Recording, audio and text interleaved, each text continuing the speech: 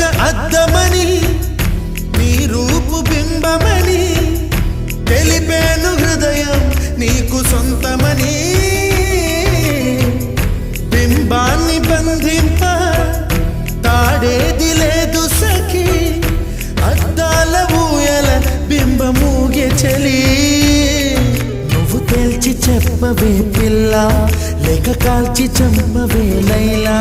నా జీవితం నీ కనుపాపలతో వెంటాడి కవేటాడొద్దే లేదని చెప్పా నిమిషము చాలు లేదన్న మాట తట్టుకోమంటే మళ్ళీ మళ్ళీ నాకొక జన్మే కావాలి ఏమి చేయమందువే